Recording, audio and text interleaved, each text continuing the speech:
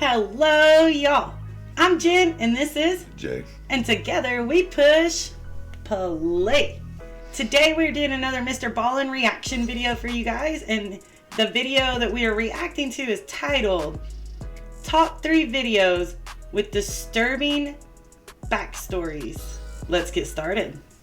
Today, I'm going to share with you 3 progressively more disturbing stories, and at the end of each of them, I'm going to share with you the video that is famously associated with them. But before we get into today's stories, if you're a fan of the strange, dark, and mysterious delivered in story format, then you've come to the right channel, because that's all I do, and I upload 3, 4, even 5 times every week. So if that's of interest to you, please offer the like button a ride home from soccer practice, but then don't show up. Also, please subscribe to this channel and turn on all notifications so you don't miss any of my weekly uploads. Alright, let's get into today's stories.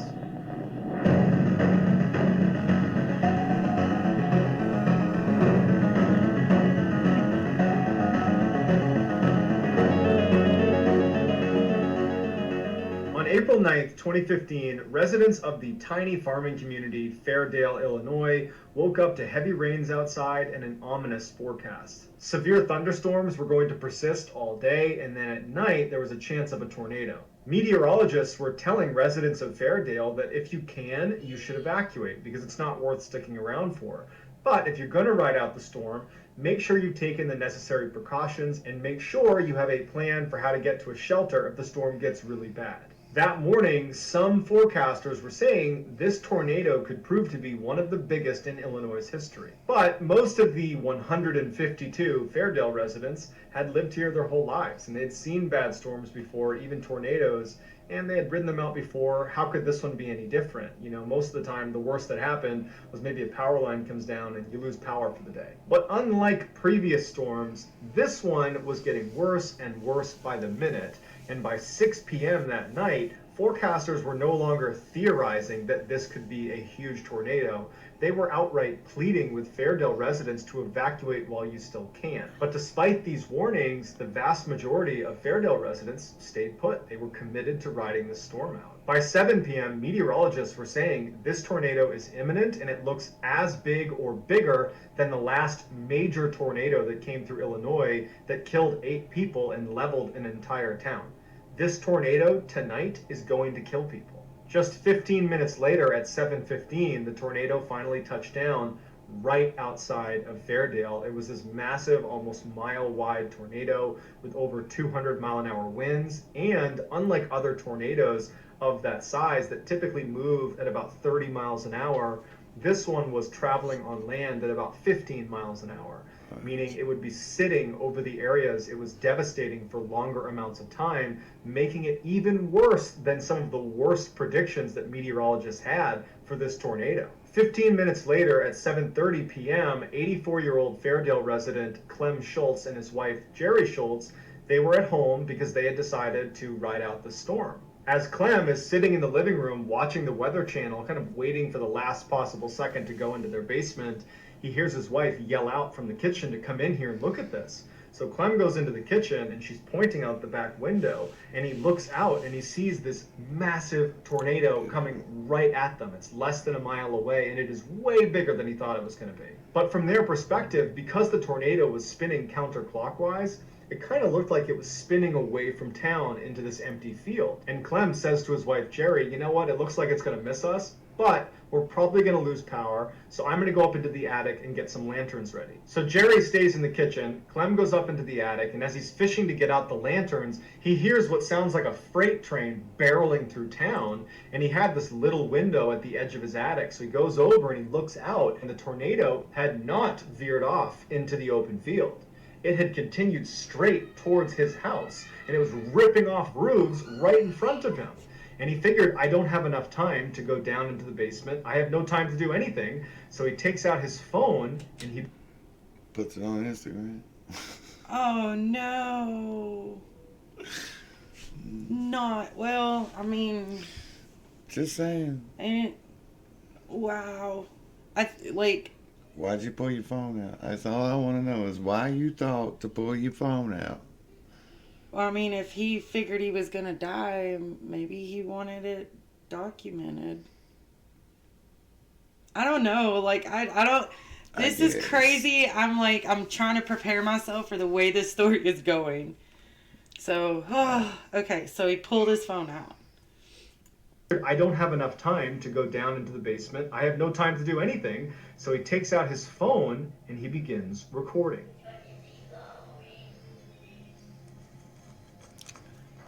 Sounds about right. Oh.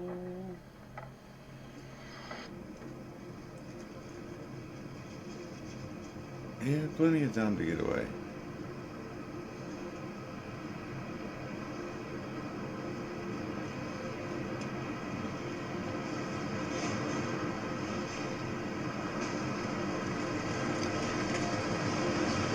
Oh my gosh.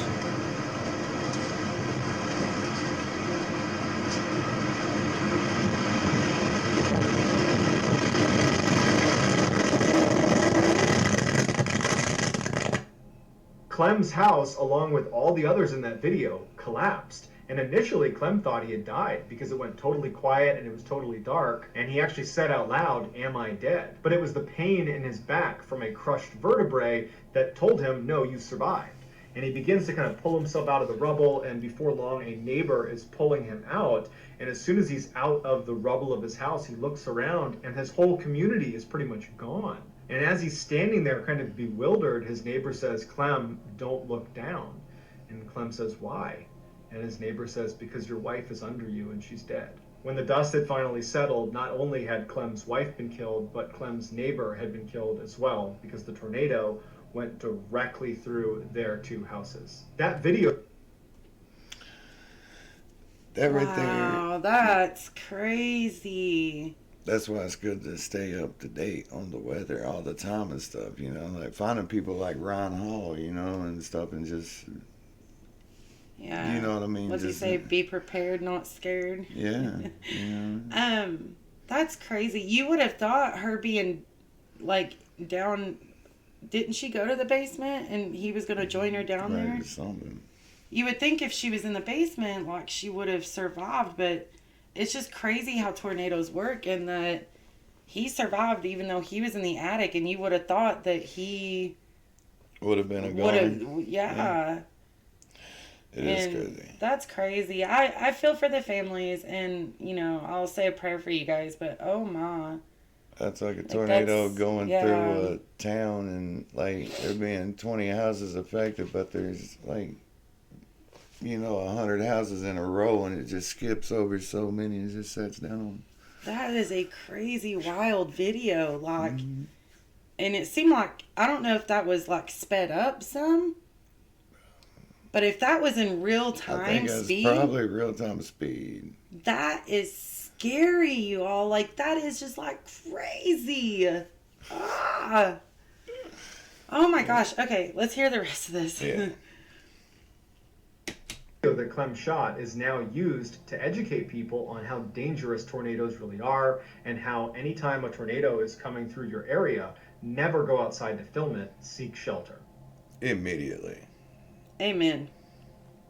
Down On the Sunday, hill. February 12th, 2017, Abigail Williams was over her best friend, Liberty German's house for a sleepover. Abby and Libby were 13 and 14, respectively. That night, as they're laying in bed, they were looking out the window, hoping they saw snowflakes come down, because there was apparently this huge storm that was going to roll through the next day, and they were hoping that if it did, school would be canceled the next day. But when they woke up the next morning, it hadn't even snowed. However, they found out that in Delphi, Indiana, where they lived, school had been canceled preemptively in anticipation of this big storm that never really amounted to anything. So the girls got a free day off where they could actually go outside and enjoy it. So the girls... Oh, yeah. I remember those days. I remember those days. School's canceled. Yay! Let's go. We're going to have fun, regardless of the storms. Let's go. That's it. Yeah. Oh, man. Okay. start talking about how they're going to spend their extra day off, And Libby suggests, well, why don't we go check out the Monon High Bridge? It was this abandoned bridge that crossed over the stream, and a lot of their classmates would take pictures on it and post it to their social media, and the girls figured this is a great day to go do that. So Libby asks her grandmother, Becky, who was her primary caretaker, if it would be okay if they went for a hike over near this bridge. Becky gives them permission, but with the caveat that they would find their own ride there and back. So Libby convinces her older sister Kelsey to give them a ride there, and Libby speaks to her father, Derek, and he says he can pick them up, but he'd only be able to pick them up at a very specific time, which would only give the girls a couple of hours at the bridge, but they thought that was fine and that was plenty of time. So a couple of... That place looks like a really cool place to go hang out. You know, I think I would have wanted to as a kid. As far as arranging your own rides and stuff, it's, you know, somebody drops you off, somebody picks you up, and there you are. Let's go. Hours later, at about 1:30 in the afternoon, Kelsey drops off the two girls at the start of the trail that's going to bring them to this bridge. We know the girls made it to the bridge because at 2:07 p.m., Libby posted a picture to her social media of Abby walking across the bridge. At 3:11 p.m., Libby's father, Derek, texted her and said, hey, I'm going to be there in a minute. Just want to make sure you guys are there to meet me. And she didn't text Derek back, and Derek would later say that that was pretty unusual for her. At 3:14 p.m., Derek arrives at the meeting spot, and the girls are nowhere to be found. And so Derek tries calling. There's no answer. He texts his daughter. No response. And so he ends up calling Becky, Libby's grandmother, his mother, and says, hey, did the girls contact you and change plans about where I was picking them up or when? And Becky said, no, I haven't heard from them. They said they'd be there at 3. They should be there now. I haven't heard from them. And Derek says he can't get in touch with them. So for the next 10 minutes, Becky and her husband, Mike, Libby's grandfather, just try calling over and over and over again to the girls, but nothing's going through. They can't get them to respond to text messages. So Mike leaves and meets up with Derek in the parking lot, and the two of them begin walking the trail to try to find these girls. At this point, the family's not suspecting foul play. They're thinking, you know, the girls probably got lost, or they lost track of time, or their phones just ran out of batteries, or, you know, maybe they did get hurt and they can't move, but it's probably not that serious. You know, they're creating scenarios in their head to rationalize. Yeah, I mean, and that's what every parent does at first, you know. You try to think of, especially at that age, you know, like they're gonna do what they want, and, you know, and maybe their cell phones died, maybe they didn't have a battery, maybe didn't have service where they were at. That's all possibilities, and that's what you think at first, always. I mean, if you do think the worst first, that's sad. That's horrible. I'll pray for you. Yeah, don't do that. I'll pray for you. Bless your heart if that is your first thought. So, anyways.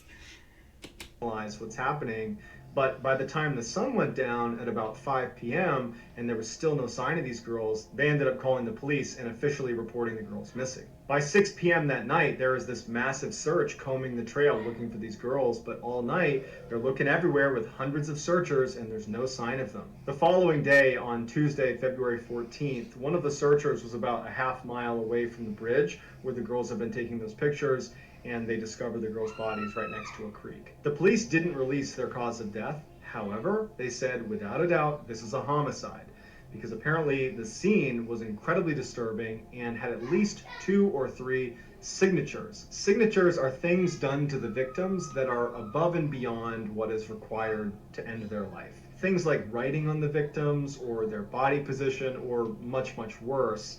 And usually you only see signatures when you're dealing with a serial killer.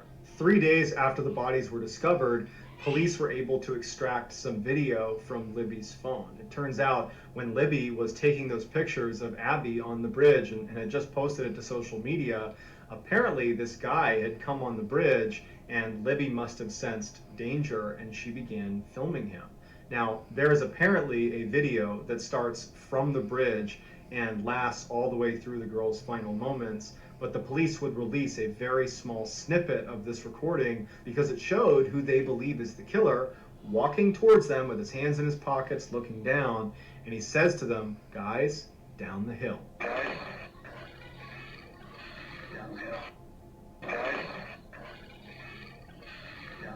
Despite thousands of tips pouring in as soon as this video was made public, they still don't know who this guy is, no arrests have been made, and the case remains unsolved.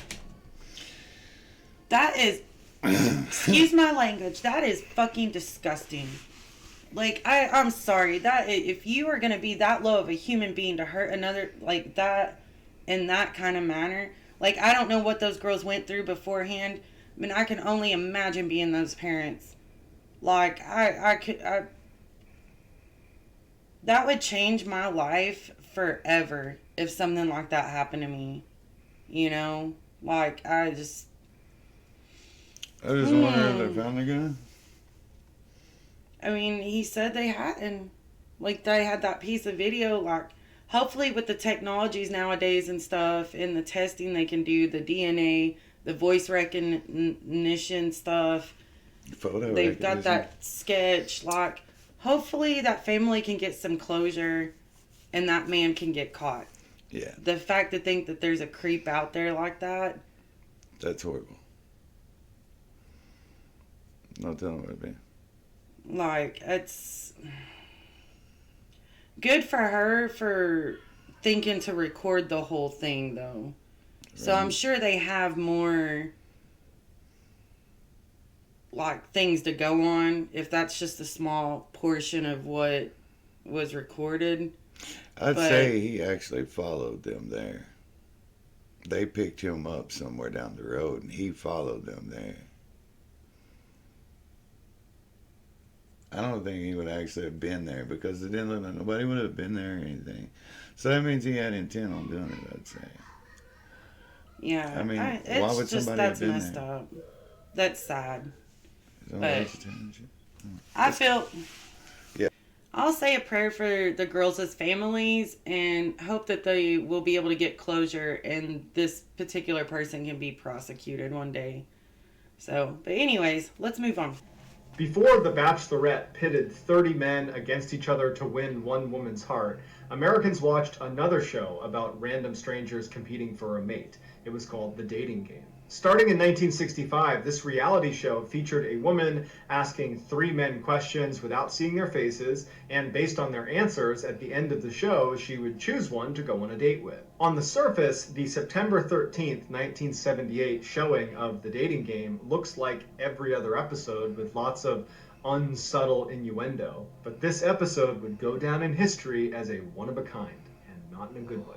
At the end of this particular show, it was time for the Bachelorette, Cheryl Bradshaw, to make her decision. And she would choose Bachelor number 1, who would turn out to be this tall, good-looking, long-haired guy whose name was Rodney. Rodney comes around the partition, and they see each other for the first time, and everybody laughs, and they hug, and the show looks like every other show. And on stage, Rodney looks like every other contestant that's ever been on the show. But after the show... I feel like I've heard the name of this show. Definitely. Like it has to do with a serial killer or something. A famous one. I can't put my finger on it, but I think I know this story. Okay, let's go. Show ended and Cheryl and Rodney went backstage and actually began having a real conversation that was not being filmed. Cheryl would say that Rodney completely changed. He became incredibly creepy and was saying things like, "I always get the girl." And then at some point he says, "Hey, you should come out with me tonight. It'll be a date you'll never forget." And she turns to him and just says, "No thanks." This would turn out to be a... Oh, God. That's awesome. Yeah. That's awesome. No I mean, thanks. if a woman doesn't want to go on a date with you guys, don't move on. Find the next one. Yeah. Wow. Okay.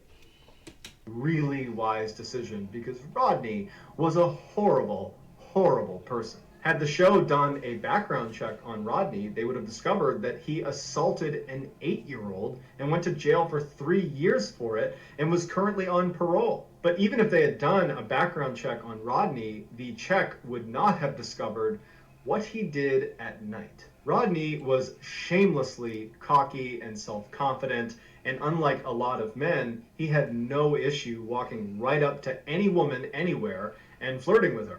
And he used that to his advantage. He would go up to women in bars and he would convince them that he was a fashion photographer and that they were so beautiful, would you come back to my apartment and do a photo shoot with me? And just... Yeah, there it is. I remember this right now. Okay, if he's a fashion photographer, they have a studio. Usually. Like, I would not go to some dude's apartment and be like, hey, take pictures of me. You know, if I was going to like a studio downtown or something, I'd feel more comfortable doing that. Mm-hmm. But still, like, whoa, creepy. Definitely. Ugh. I have, in fact, had someone offer to take pictures of me before when it was at Cotton Eye Joe's. It's a line dancing place here in Knoxville, Tennessee. It's really awesome if you want to ever check it out. But yeah, I've had someone offer to take pictures before, telling me that they do it for a living or whatever. But yeah, no, that's just red flags for me. Sorry. So. Like Cheryl on the dating show, these women were immediately kind of charmed by him and would say yes. Once they got back to his apartment, he would shut and lock the door and then become that creepy guy that Cheryl saw backstage. But unlike Cheryl, who at the time she saw this just said, I'm not interested, and was able to leave, these women were trapped. And then whether they wanted to or not, they would do a photo shoot with him, and then he would strangle them to death. Because Rodney Alcala was not your typical dating game contestant. He was a serial killer who, by the time he stepped foot on that show and was chosen by Cheryl Bradford to win the game, he had already killed 4 people. And over a 2-year period, he killed as many as 130 people, which, if you're doing the math, is over those 2 years, he was killing at least 1 person a week. Alcala was finally apprehended and he was sentenced to death. Here are some highlights from Rodney Alcala's episode Shit. That's crazy. I want to say I've heard this story before, like in a documentary or something like that. But yeah. Oh my God, he said at least 1 woman a week. That's insane. That's sad too. Like, for any families that may have been related to somebody out there that got killed, I'm sorry. Like, wow. I can only imagine. That's crazy. Okay. Of the dating game. And we're going to start by having them say hello to you and see how they sound. Number 1, would you say hello to Cheryl, please? We're going to have a great time together, Cheryl. Okay. And here we go. Bachelor number 1. Yes? What's your best time? The best time is at night. Nighttime. Why do you say that? Because that's the only time there is. The only time? What's wrong with morning, afternoon? Well, they're okay, but nighttime's when it really gets good. Bachelor number 1. I am serving you for dinner. Oh. What are you called, and what do you look like? I'm called the banana, and I look really good. Can you be a little more descriptive? Peel me.